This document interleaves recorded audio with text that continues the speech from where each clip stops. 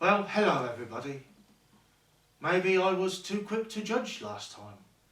This seems to be a sequel to the tale.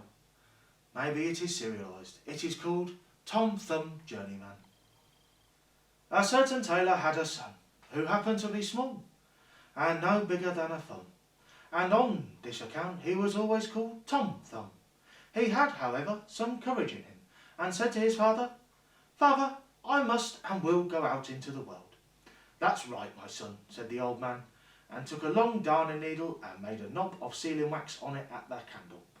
"And there is a sword for thee to take with thee on the way." Then the little tailor wanted to have one more meal with them, and hopped into the kitchen to see what his lady mother had cooked for the last time. It was, however, just dished up, and the dish stood on the hearth. Then he said, "Mother, what is there to eat today?" "See for thyself," said his mother.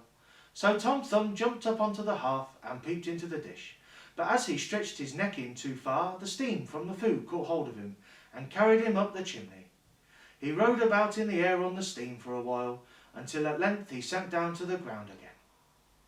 I must admit, however small he is, I think he would be too heavy to be carried by steam, at least without a handkerchief or something.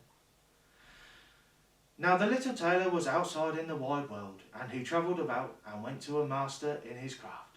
But the food was not good enough for him.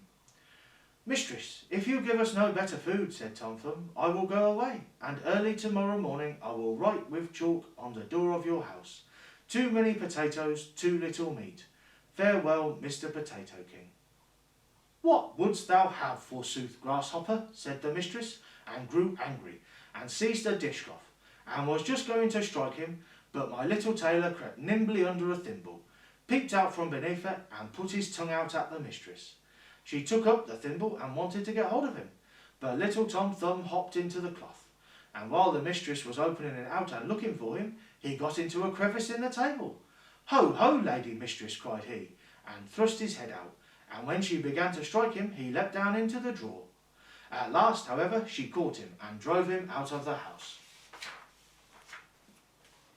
The little tailor journeyed on and came to a great forest, and there he fell in with a band of robbers who had a design to steal the king's treasure.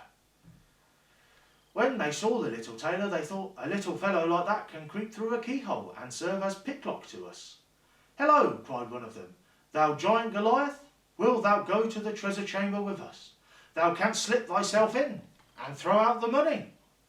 Tom Thumb reflected a while, and at length he said, "Yes," and went with them to the treasure chamber. "I judged a little too early before. I will not judge again.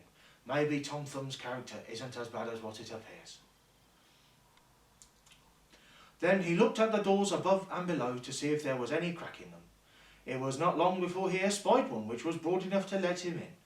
He was therefore about to get in at once, but one of the two sentries who stood before the door observed him and said to the other, "What an ugly spider is creeping there. I will kill it."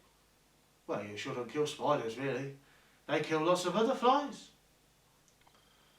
"Let the poor creature alone," said the other. "It has done thee no harm. Well, one of these guards is a dickhead, and one is not." Then Tom Thumb got safely through the crevice into the treasure chamber, opened the window beneath which the robbers were standing, and threw out to them one thaler after another. When the little tailor was in the full swing of his work, he heard the king coming to inspect his treasure chamber, and crept hastily into a hiding place. The king noticed that several solid thalers were missing, but could not conceive who could have stolen them, for locks and bolts were in good condition, and all seemed well guarded. Then he went away again and said to the sentries, "Be on the watch, someone is after the money." When therefore Tom Thumb recommenced his labours, they heard the money moving, and a sound of clink, clink, clink. They ran swiftly in to seize the thief, but the little tailor, who heard them coming, was still swifter, and leapt into a corner and covered himself with a thaler, so that nothing could be seen of him, and at the same time he mocked the sentries and cried, "Here am I." The sentries ran thither, but as they got there he had already hopped into another corner under a thaler, and was crying, "Ho, ho, here am I." The watchman sprang there in haste, but Tom Thumb had long ago got into a third corner, and was crying, "Ho, ho, here am I." And thus he made fools of them, and drove them so long around the treasure chamber that they were weary and went away. Then by degrees he threw all the thalers out. dispatching the last with all his might, then hopped nimbly upon it and flew down with it through the window. The robbers paid him great compliments. "Thou art a valiant hero," said they. "Wilt thou be our captain?" Tom Thumb, however, declined and said he wanted to see the world first. They now divided the booty, but the little tailor only asked for a cruiser because he could not carry any more. I could not carry a cruiser. Maybe it meant something different back then.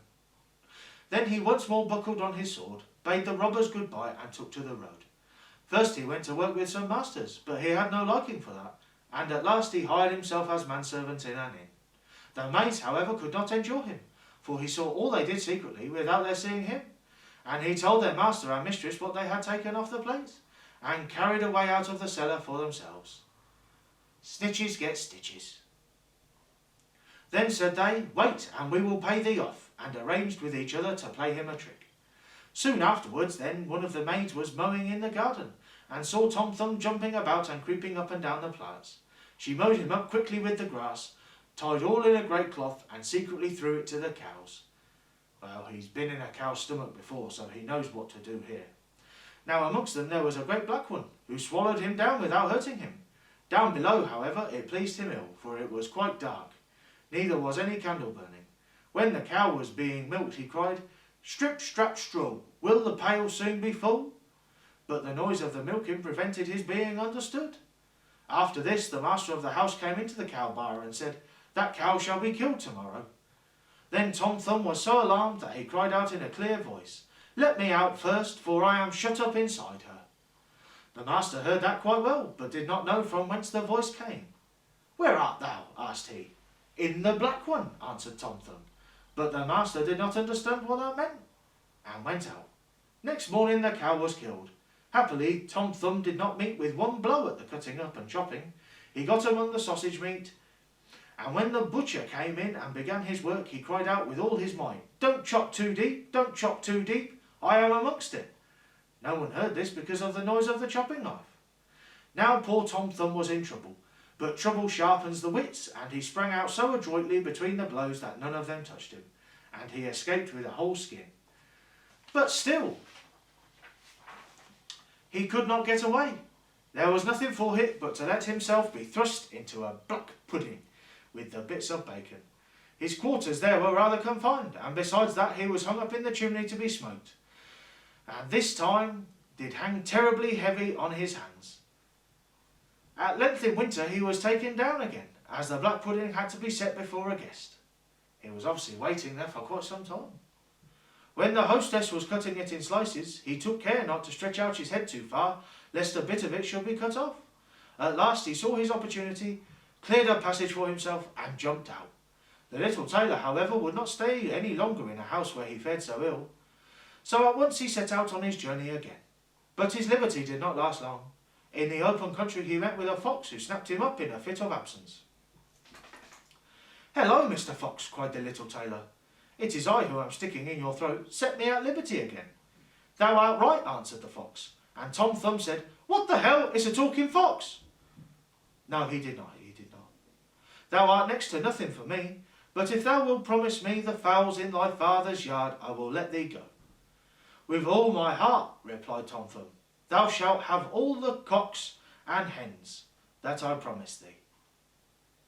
Then the fox let him go again, and himself carried him home. When the father once more saw his dear son, he willingly gave the fox all the fowls which he had. "For this I likewise bring thee a handsome bit of money," said Tom Thumb, and gave his father the cruiser, which he earned on his travels. But why did the fox get the poor chickens to eat? "Oh, you goose, your father would surely love his child far more than the fowls in the yard." And once again, it has ended on a bit of a dumb note. Oh well, what can you do?